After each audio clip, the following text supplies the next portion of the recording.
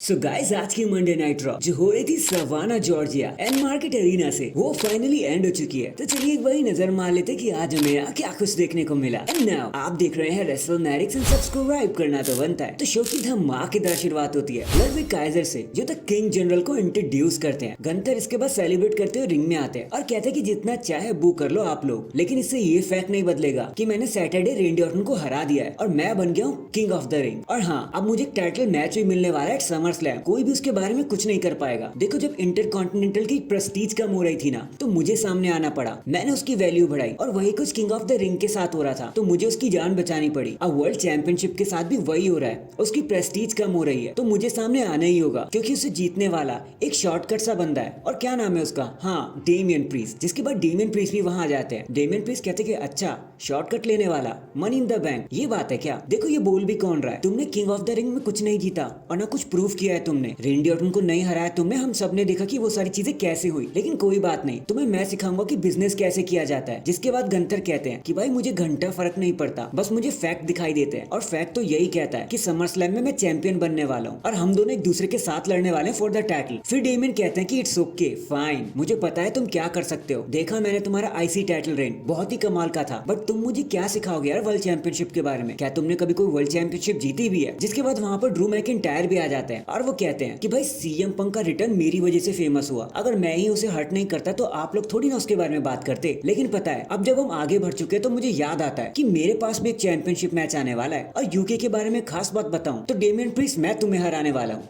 देखो William Regal, वेड Barrett, फिनले, इन सब में एक चीज क्या खास बात है, ये सभी यूके से हैं, लेकिन इन लेजेंड्स में से एक भी बंदा खुद को वर्ल्ड चैंपियन नहीं कह पाया, लेकिन मैं वो कहलाऊंगा। डेमियन प्रीस्ट कहते हैं ठीक है भाई, अगर यही तुम्हारा प्लान है ना मुझे हराने का, तो सॉरी ये काम नहीं करेगा, तुम मेरी स्किन के अंदर नहीं आ सकते। जिसके बाद ब्रॉन स्ट्रोमैन भी वहां पर आ जाते हैं जो डेमियन प्रीस्ट को कन्फ्रंट करते हैं और उसके बाद जेडी मैकडोना को देखने लग जाते हैं। और इस कन्फ्रंटेशन के बाद हमें नाइट का सबसे पहला मैच देखने को मिलता है JD McDonagh versus Braun Strowman के बीच में। ये मैं ज्यादा कुछ खास नहीं था, हमें पता है ब्रॉन स्ट्रोमैन के साथ चीजें कैसी रहती हैं, वो सब कुछ ओवर पावर करने लग जाते हैं। जजमेंट डे ने पूरी कोशिश करी कि वो अपने भाई जेडी मैकडोना को जिता पाए, लेकिन उसका कोई खास फायदा होने थोड़ी ना वाला होता है क्योंकि पावर स्लैम लगाकर ब्रॉन स्ट्रोमैन अपने मैच को जीत जाते हैं एज एक्सपेक्टेड। मैच के बाद बैलर, कार्लिटो सब उन पे अटैक करने की कोशिश करते हैं, लेकिन स्ट्रोमैन उन सबकी चटनी बना देते हैं। जिसके बाद जेडी सोचते हैं कि क्यों ना मैं एक स्टील चेयर ही मार दूं, लेकिन उसका ब्रॉन स्ट्रोमैन पे घंटा कोई असर नहीं पड़ता। और फिर जजमेंट डे को वो चेस करने लग जाते हैं कि बेटा अब मैं तुम्हें बताता हूँ। इसके बाद कुछ बैकस्टेज मूवमेंट के बाद हमें ड्रैगनो वर्सेस रिकोशे के बीच में कमाल का सिंगल्स मैच देखने को मिलता है, एक rematch from the king of the ring tournament, जहाँ ये दोनों एक बार फिर से लोगों को दिखा देते हैं कि what Monday night raw is all about. It's all about fight, you know, this is awesome के चैंट से एक सेकंड में मिल जाते हैं, इतना बेहतरीन लड़ते हैं। बट इससे पहले कि इनका मैच एक अंजाम तक आता,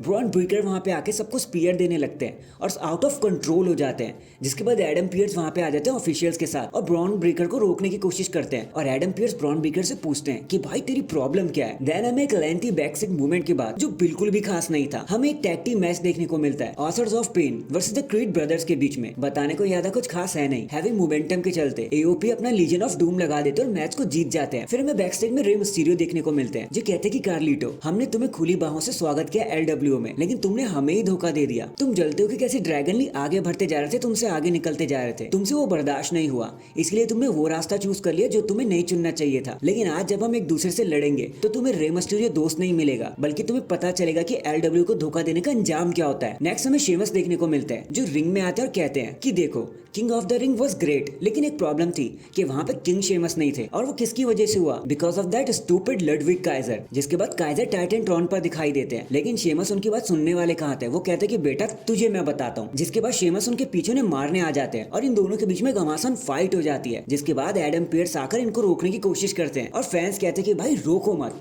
इनको लड़ने दो, लेट देम फाइट। इसके बाद हमें लायरा वर्सेस कायरी सेन के बीच में एक सिंगल्स मैच देखने को मिलता है। बताने को यहाँ पे ज्यादा कुछ खास है नहीं, क्रूसीफिक्स पिन लगाकर लायरा अपने मैच को जीत जाती है और सबको सरप्राइज कर देती है एज एक्सपेक्टेड। नेक्स्ट हमें रे मिस्टीरियो वर्सेस कार्लिटो के बीच में फाइनली एक मैच देखने को मिलता है जहां पर फिन बैलर एंड एक बार फिर से उन्होंने कोशिश करी कि वो अपने मेंबर कार्लिटो को जितवा पाए। जिसके बाद वो ड्रैगन लीपर अटैक कर देते हैं। रे मिस्टीरियो भी मदद के लिए सामने आ जाते हैं और इसी एजिटेशन का फायदा उठाकर वो एक 619 लगाते हैं कार्लिटो के ऊपर और स्प्लैश लगाकर मैच को जीत जाते हैं। बट जब वो सेलिब्रेट कर रहे होते हैं तो जजमेंट डे आकर उन पर अटैक करने लग जाती है, LW को पीटने लग जाती है। डेमन प्रिस्ट भी आकर इस चीज में ऐड हो जाते हैं और ड्रैगन ली को मारने लगते हैं। रे मिस्टीरियो आकर पीछे से डेमन प्रिस्ट पर अटैक तो करते हैं, लेकिन डेमन का इस पे कोई भी फायदा नहीं होता। वो एक झटके में रे मिस्टीरियो के ऊपर से निकल जाते हैं और बता देते कि डोंट मैस विद अस। फिर एक छोटे से अननेसेसरी बैकस्टेज मूवमेंट के बाद हमें ओटिस वर्सेस ब्रॉन्सन रीड के बीच में एक सिंगल्स मैच देखने को मिलता है। दो हैवीवेट्स पहली बार एक दूसरे से टकरा रहे थे, जहां चैड गेबल के इंस्ट्रक्शंस के बाद भी ओटिस मैच को हार जाता है सुनामी खाकर। चैड गेबल रिंग में आते हैं और कहते हैं कि ओटिस ये क्या बकवास है, मैं तुम्हें कितने चांस दूं,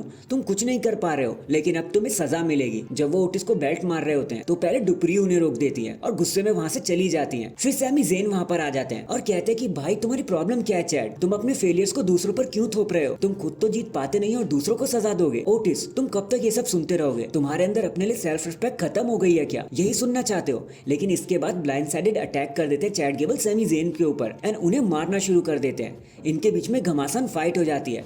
लोग ओटिस को चीयर करते हैं कि भाई सैमी की मदद करो, बट ओटिस ऐसा कुछ नहीं करते, चुपचाप खड़े रहते हैं और ये मूवमेंट यहीं पर एंड हो जाता है सैमी ज़ेन की पिटाई के बाद। And finally through it all ये सारी चीजें लीड करती है हमें हमारे मेन इवेंट की तरफ, जहां होना था एक steel cage match Liv Morgan versus Becky Lynch के बीच में for the world heavyweight championship. Becky तो आते ही लिव मॉर्गन पर टूट पड़ते कि भाई आज मैं तुझे नहीं छोड़ना, और दोनों के बीच में एक ऑल आउट ब्रॉल हमें देखने को मिलती है। बैकी आज इतने फायर्ड अप होते हैं कि वो आउट ऑफ कंट्रोल होने लगती है, बट पता नहीं कहां से डोमिनिक मिस्टीरियो वहां पे आ जाते हैं और बैकी के लिए दरवाजा खोल देते हैं कि जल्दी से बाहर निकल जाओ भाई आप। फिन बैलर और जेडी मैकडोना भी वहां पे आके डोमिनिक से पूछते हैं कि भाई तुम ये सब क्यों कर रहे हो आखिर। लेकिन तभी ब्रॉन स्ट्रोमैन वहां पे आ जाते हैं और वो डोमिनिक को पकड़ने की कोशिश करते हैं, लेकिन भागते भागते बैकी जब दरवाजे के पास होती हैं तो ब्रॉन स्ट्रोमैन इतनी जोर से उन्हें बुलडोज करते हैं कि स्टील केज का दरवाजा घूमकर बैकी को ही लग जाता है और बैकी पीछे गिर जाती है और इसी का फायदा उठाकर लिव मॉर्गन केज से बाहर निकल जाती है और अपने टाइटल को रिटेन कर लेती है। और एक बार ही फिर से अनजाने में ही सही लेकिन मॉर्गन की हेल्प हो गई, बैकी लिंच मैच को हार गई, जिसके बाद लिव मॉर्गन डोमिनिक को एक जोरदार पप्पी दे देती है। एंड डैंग इसी सेलिब्रेशन एंड पप्पी के साथ हमारी आज की मंडे नाइट ड्रॉ यहीं पर खत्म हो जाती है। वैसे आपका आज के शो के बारे में क्या कहना था कमेंट करके जरूर बताना। एंड चैनल पर नया तो चैनल को जल्दी से लाइक एंड सब्सक्राइब कर दो। बाकी मैं मिलता हूँ आपसे किसी और अपडेट के साथ, तब तक के लिए अपना ख्याल रखें